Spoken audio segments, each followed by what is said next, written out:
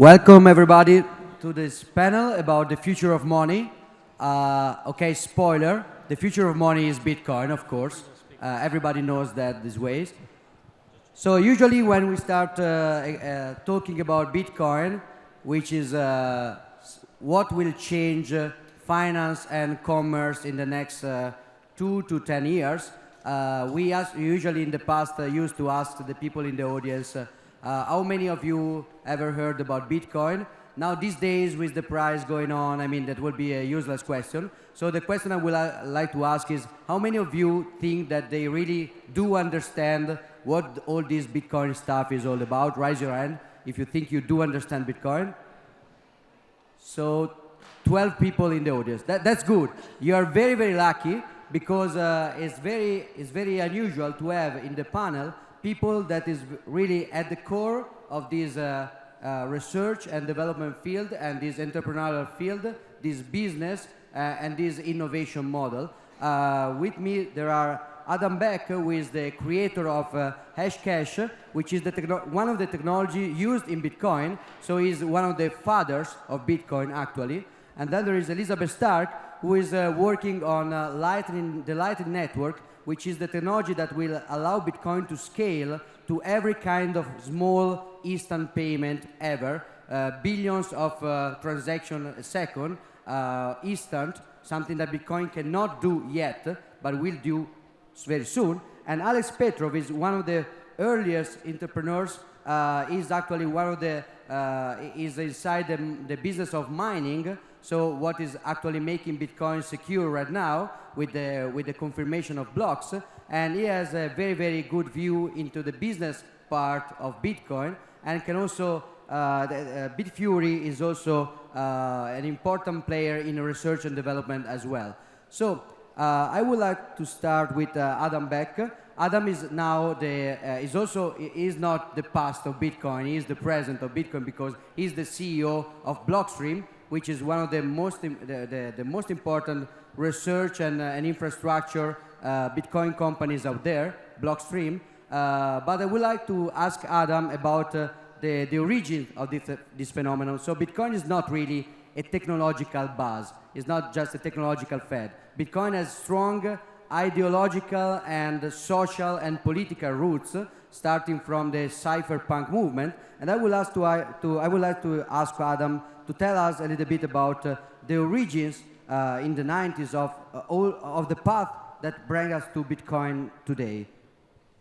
Yeah, so I mean, the interest in online privacy dates back many years, and the Cypherpunks list was a kind of a special interest, like a discussion forum on the internet, and they were talking about the social implications of encryption and privacy technology. So the internet is a very interesting thing. We've seen a lot of adoption, a global scale impact these days, but 20 years ago the internet was very new, and people were starting to notice that you really didn't have much privacy on the internet, and if you wanted to enjoy the same freedoms that you would enjoy in person, in the physical world, you would need to use some technology to make use of those freedoms, to claim them for yourself. So, you know, even though regulations and laws may say you have rights, if you don't have any technical means to enforce them, the rights are not really achievable.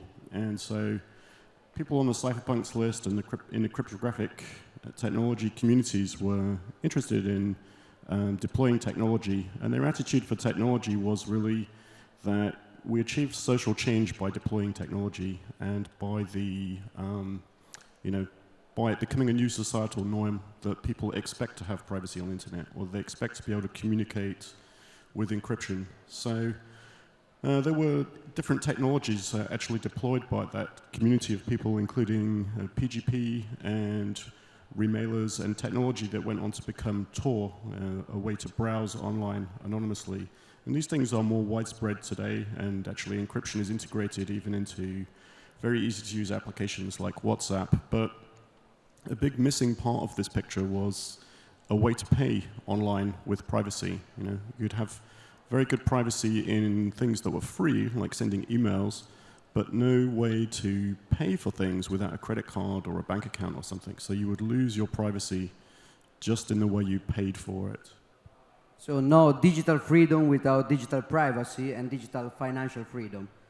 Right, yes. Yeah, so I mean, actually the proof of work that Giacomo mentioned came out of a period where people were running remailers, and I was running one myself, so it's a sort of volunteer infrastructure for people to send emails privately, so to claim freedom of association and the rights to speak privately about political topics on the internet. And what I observed was that people would send spam through the remailers. We thought to discredit remailers, actually, because people would get annoyed by all this spam coming from remailers. So it occurred to me that underlying problem here is that there is no cost to sending through remailers. So I devised a way to create an artificial cost, which is this Hashcash proof of work. And so the idea at the time was that you would spend, a couple of minutes of computational time on your laptop or desktop CPU, and it would make a digital stamp that anybody could verify. And there's a lot of interest about that, and people immediately made observations that, oh, this is kind of like digital gold or something. And there were proposals about how to build an electronic cash system on top of it. So that was released as open source software in 1997. A lot of discussion about that. And by 1998, there were a couple of different proposals about how to make an electronic cash system using it, one by Nick Szabo called BitGold, another one by Wei called B-Money. And one of those papers is, well, all these technologies are basically cited in the Bitcoin paper. Great. So it started with spam, and now we have a great permissionless financial system, which is Bitcoin. And it's not just research or ideology, it's also business. And I would like to ask Alex, so after it started as an experiment, business began, but it's something really different from the usual industry world, or even from the usual startup world. So business models are different, revenue models are different, risk models are different. So how was it to do business in the Bitcoin space in the last years, and how is that different from traditional industries that maybe people is more used to? So the blockchain is a very, very simple thing. It's just about the efficiency. So the healthy economy, then you can perform all the deals very fast, at very high speed, without any delays, without any additional cost. It's leading just to efficiency. So blockchain doesn't have any central component. It doesn't have any owners. It doesn't have any administrative resource.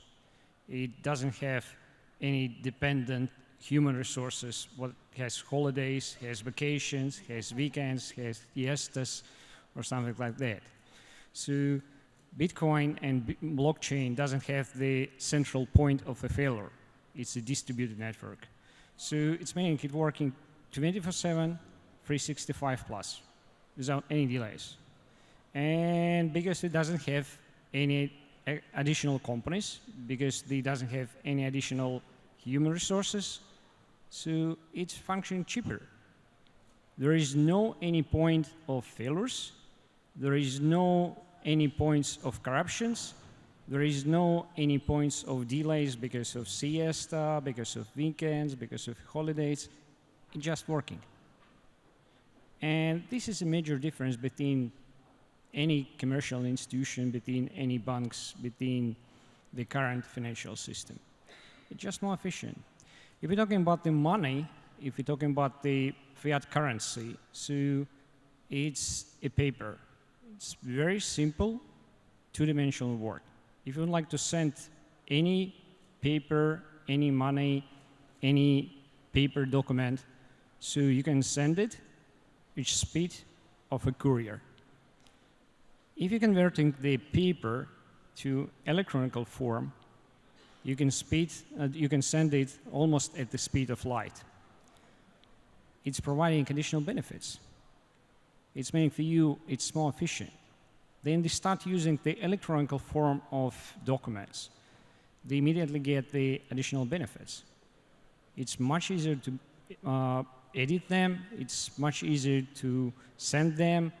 But immediately we get the second point. if I'm sending to you email, I'm practically sending the copy of the email. And the what blockchain it's practically solve the next dimension. If we are talking about the economics built on the internet in electronic form, we should solve the problem of double spending. And the blockchain exactly solve it. So it's not sending the copy of document. It's just confirming what the copy, what you get, is fully authorized. It's identical to mine. And I'm just sending you a message.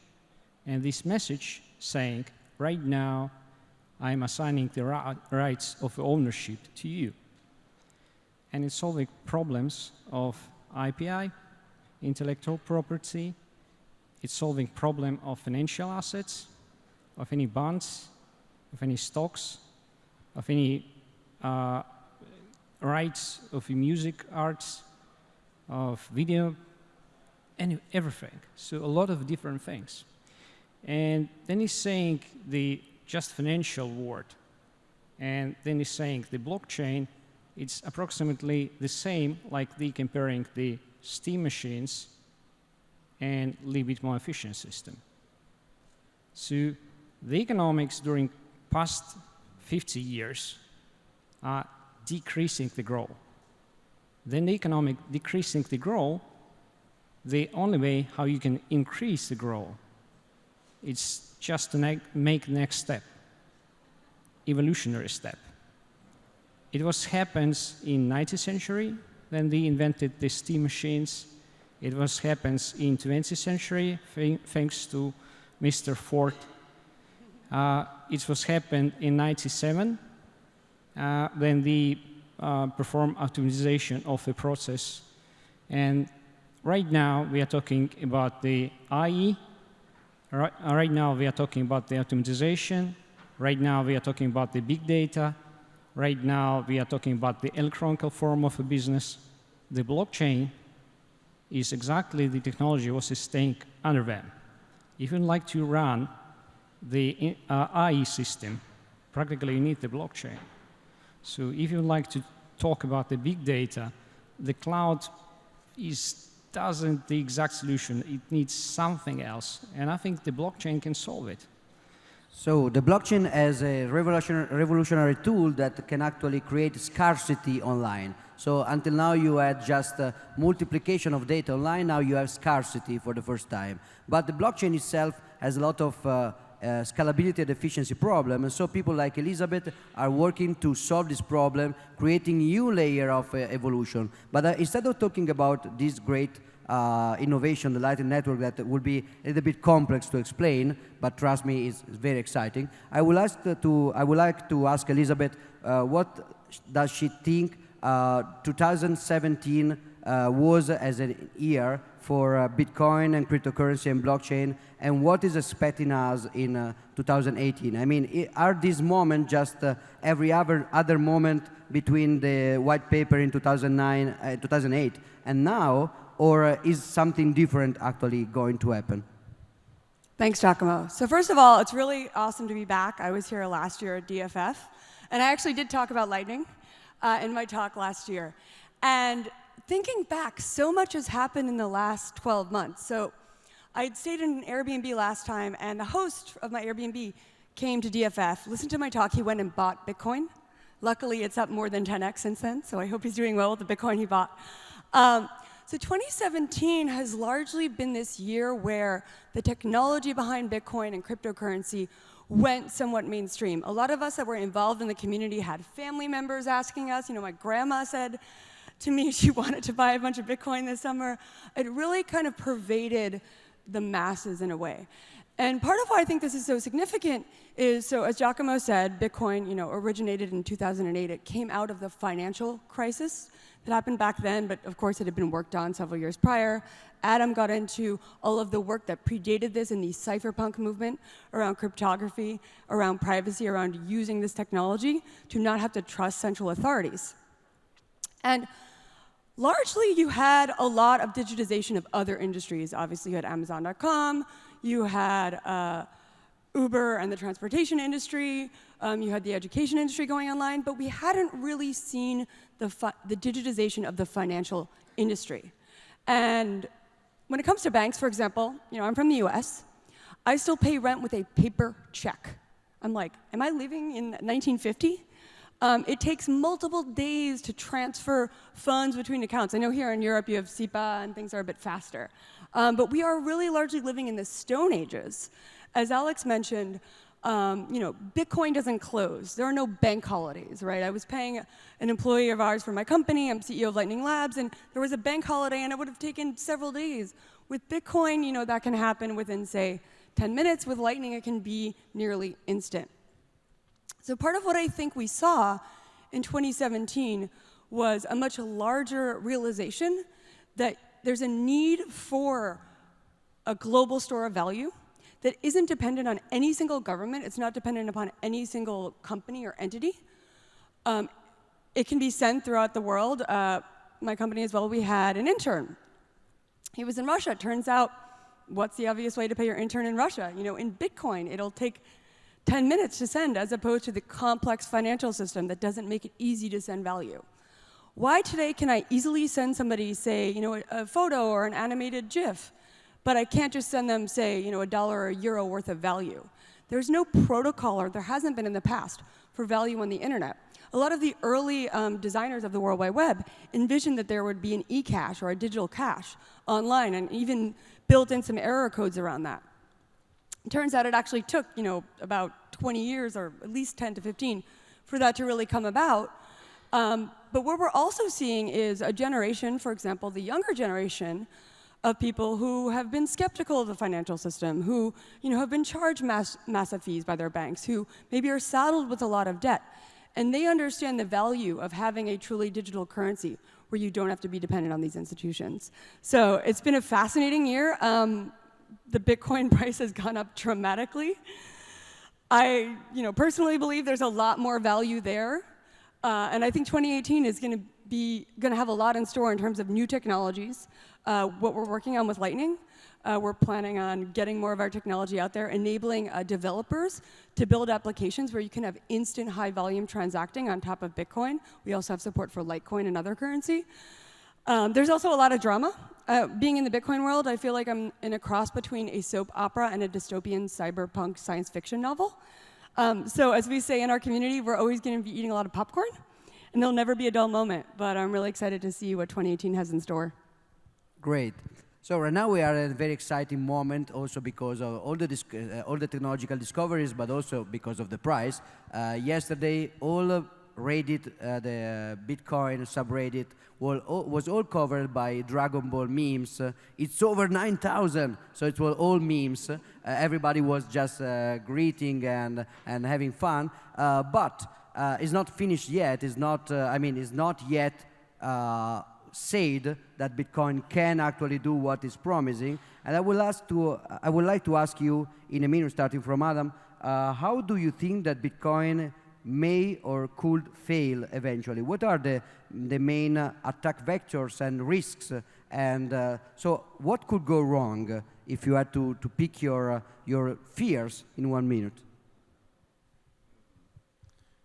I think it's, if we take the price aside, the interesting part of the technology is what it achieves, that you have an electronic bearer asset, so you're not trusting any third parties.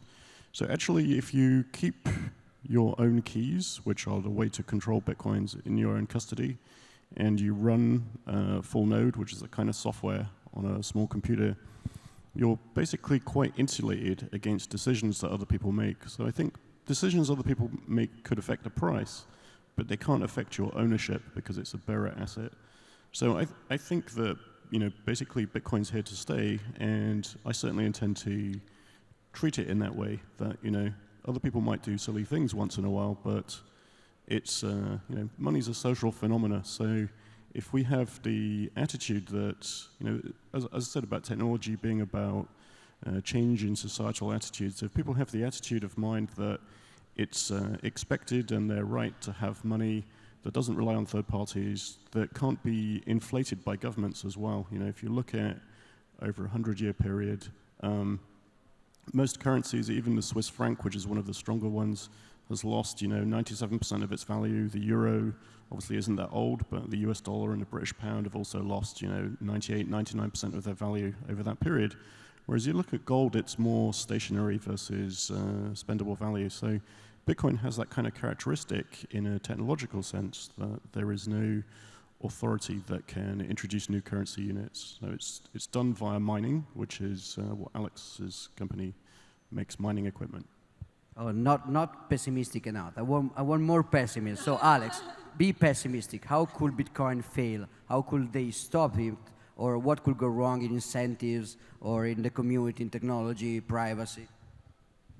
You're asking the wrong person. Sorry. I'm working with Bitcoin and blockchain because I really believe it's a real innovation. So like in any technology, yes, it may fail because of just mistakes in the product. It may be delayed, but without any doubt, it's real innovation. And even if we are trying just to compare our previous experience, the existing product and Bitcoin, there is no one-to-one any analogies because it's completely the new product and it's providing absolutely new dimensions, what they are right now just discovering. And just inventing the Bitcoin and blockchain, and solving the electronic cash and electronic payment system problem, just by occasion, like a side effect, they solve also time locking problem. It's practically solving notary services. If you're putting something in the blockchain, you cannot change it. It's forever. It's irreversible. And it's solving exactly the problem what all humanity was trying to solve for last 9 centuries. So, and there is a lot of them. It's just one side. The ICO is also side effect. It allows you just to crowd the funds much, much faster. But it's just a tool. It's not bad, it's not good. The people making tools worst or bad or good. So it's a different dimension. So it's just a tool. It's a question how you're using that. And if the tool is not used properly, yes, it will be a failure. So even then you're talking about the ICO, I think in most of the cases it's used not properly. Yes, and it's creating a lot of failures for people, but it's normal. Just to realize what is a good point, market should realize what is the worst point. It's just about the education. All evolution is about learning. We're making mistake, and they're getting new experience. So Elizabeth, you are my last chance. If you were a government, Okay, a central so- bank, how could you stop Bitcoin? Well, so when I first heard about Bitcoin, it was late 2010, and a TA of mine, I was teaching at Stanford at the time, sent an article about open source money. My original reaction was, sounds really cool, but it'll probably never work. Of course, one of the things that got us all, into this world is once you start reading about it, you start thinking actually this really can work in a way that, wasn't necessarily the second you heard, you said, oh, it's cool, and then you start to realize why this is so valuable. That said, I will take the counterpoint that part of what keeps me up at night is the threat of major attack from, say, governmental entities, from large corporations. Has anybody here seen Mr. Robot? Anybody in the room? Yeah, so... eCorp. Yeah, exactly, eCoin. There's a great Twitter account called eCorp CEO that's kind of a meme, Bitcoin loves its memes, a meme Twitter account where the account pretends to be the kind of Bitcoin attacking large corporate entity, and they're trying to, down with Bitcoin. So from my standpoint, I believe we really haven't seen anything yet when it comes to these attacks. as Bitcoin grows in value and influence, and again, 2017 was really a big year for that, but I believe it will continue to grow, it will become substantially more of a threat. And that's part of why Bitcoin's censorship resistance and decentralization is so important, because those are the properties that can protect against these potential attacks. But if there's a large state actor or a very large corporate actor that wants to spend lots and lots of money to shut down Bitcoin, I worry that, for example, in the mining world, I'd love to see more decentralization across not only mining companies, mining pools, mining hardware, but also the geopolitical nature of which countries in which mining is taking place. So do I think Bitcoin will fail? No. We wouldn't be here if not, but if I had to put my money on it, my Bitcoin on it, if it did fail, I believe it would be because of these large entities that see Bitcoin as a threat and try to take it down. So, I mean, the other thing about sort of Bitcoin's survivability is that there is, increasing redundancy. So, for example, the company I work with has provided a Bitcoin block broadcast from space. So, Bitcoin data is being broadcast from space at the moment, 2/3 of the planet. We'll get to the other. Sorry, Adam. I don't know if you realize this. Right now, there is a satellite beaming down to Earth from space Bitcoin blocks. So the infrastructure is not just two nerds in a basement. It's like satellites beaming down Bitcoin.